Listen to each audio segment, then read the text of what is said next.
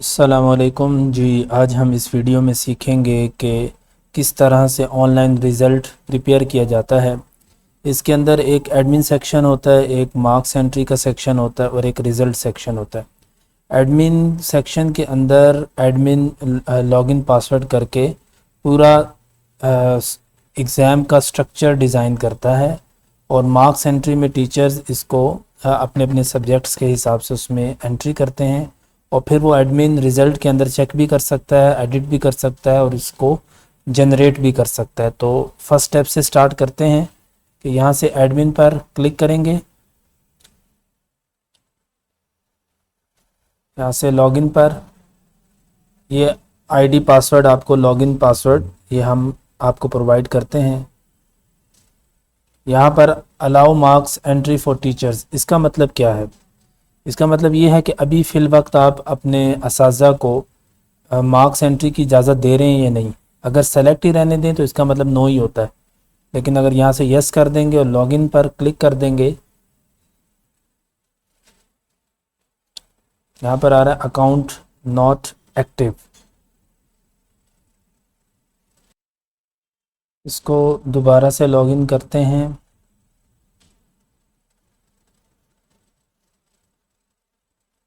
ये लॉगिन हो गया।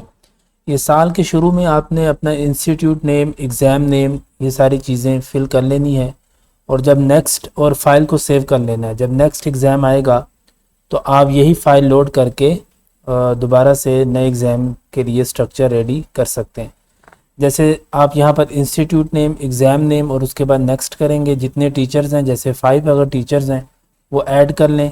यहाँ पे उनका नेम और कोड, ये कोड जब टीचर्स मार्क्स एंट्री करेंगे तो वो अपना अपना कोड उसमें लगाएंगे तो उनकी क्लासेस और उनके सब्जेक्ट सामने आ जाएंगे और उसमें वो एंट्री करेंगे और आप रिज़ल्ट सेक्शन में जाके वो सारी चीज़ें देख सकते हैं। तो यहाँ पे नाम, कोड, नेम, कोड, ये सारी चीज़ें इस तरह से हैं। जब ये कर लेंगे तो नेक्स्ट पर जाएंगे। तो क्लासेस फ़र्ज करें, मैं अभी यहाँ पर 2 एग्ज़ाम्पल के तौर पर करता हूँ। जनरेट क्लासेस पर क्लिक करेंगे तो यहाँ पर क्लास नेम होगा, टोटल मार्क्स आएंगे यहाँ पर क्लास के, class pass percentage, failed subjects for pass और फेल्ड सब्जेक्ट्स फॉर पोजीशन।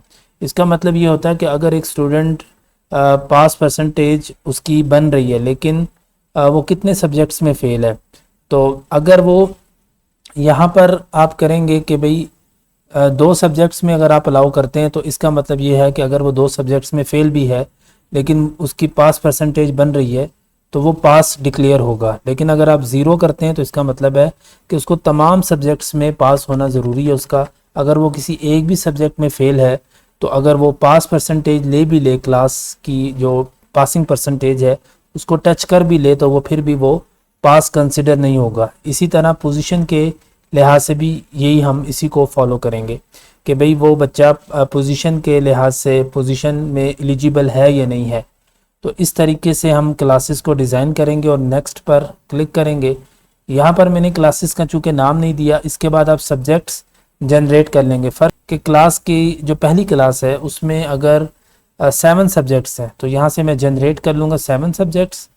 और यहाँ पर देखें, अब यहाँ पर सब्जेक्ट का नाम आएगा, टोटल मार्क्स आएंगे, सब्जेक्ट पास परसेंटेज आएगी और यहाँ पर टीचर सेलेक्ट करेंगे जो टीचर आपका होगा और उसका कोड भी यहाँ पर ऑटोमेटिक, और नीचे वाली क्लासेस को भी इसी तरीके से आप कर लेंगे।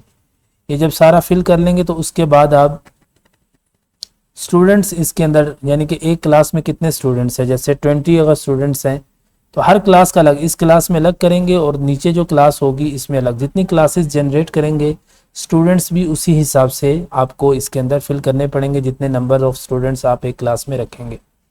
तो यहाँ पर आप रोल नंबर जो भी आपके स्टूडेंट्स का होगा वो लिखेंगे, नेम उनका होगा और ये सारी फिलिंग के बाद आपने इसको अब नेक्स्ट करेंगे तो नहीं होगा। अब यहाँ से फ़ाइल को सेव कर लेंगे, अपने किसी भी ड्राइव के अंदर आप सेव कर लेंगे।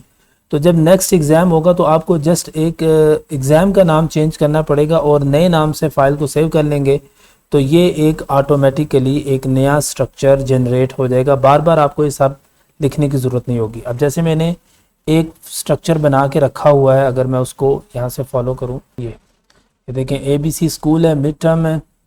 यहाँ से नेक्स्ट पर 6 टीचर्स हैं, इसमें इनके कोड भी हैं और ये मैंने पहले से फ़ाइल इसको बना के रखी हुई है। और यहाँ से नेक्स्ट करेंगे और इनमें स्टूडेंट्स भी यकीनन होंगे। ये तो टीचर्स आ रहे हैं, अभी सब्जेक्ट्स आ रहे हैं और इनके बाद ये स्टूडेंट्स भी आ गए हैं सारे।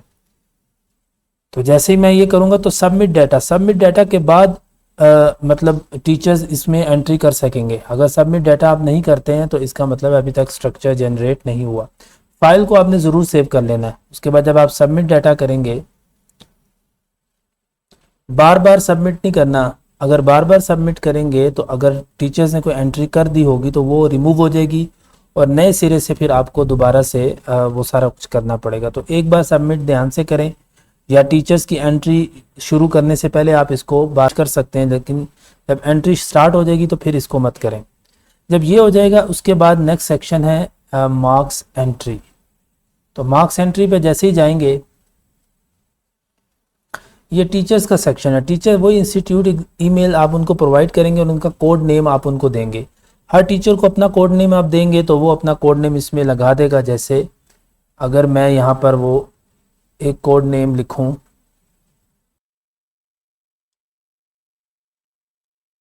P104, तो जैसे ही यहाँ पर लॉगिन नीचे शो हो जाएगा, ये देखें ये इसका कोड आ गया। इससे वो अपनी क्लास सेलेक्ट करेगा।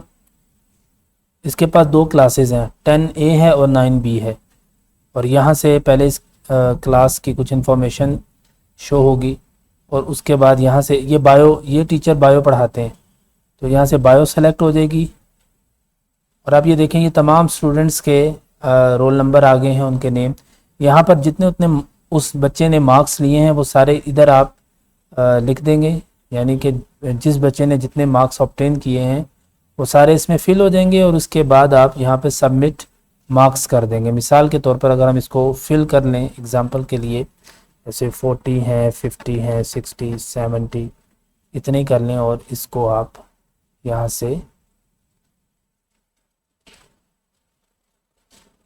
तो मार्क्स सबमिट हो चुके हैं। इस तरह आप दूसरी क्लास के अंदर भी कर सकते हैं। तो जब ये कंप्लीट हो जाएंगे आप दोबारा चलते हैं रिजल्ट्स की तरफ।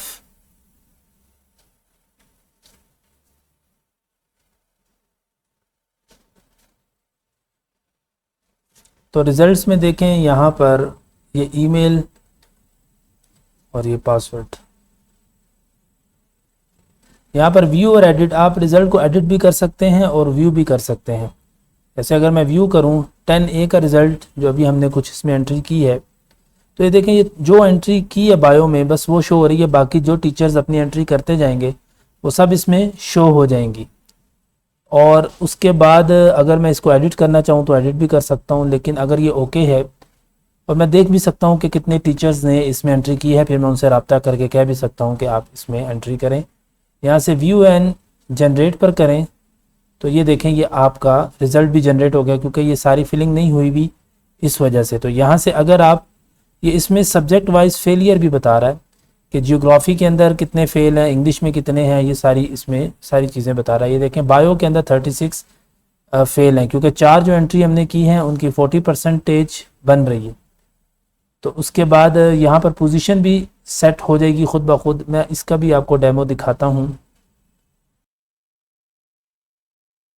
जैसे मैं इसको अगर रीलोड करता हूँ, मैंने इसमें फिलिंग की है और अब मैं दोबारा आपको दिखाता हूँ कि ये कितना बेहतरीन तरीके से ये तैयार होगा रिज़ल्ट। जैसे मैं व्यू एंड जनरेट पर करता हूँ और यहाँ से 10A का रिज़ल्ट निकालता हूँ, तो ये देखें ये तमाम रिज़ल्ट इस पर तैयार हो चुका है। सब्जेक्ट कितने सब्जेक्ट में किस सब्जेक्ट में कितने बच्चे फेल है वो भी मेंशन है। और यहाँ से डाउनलोड PDF करेंगे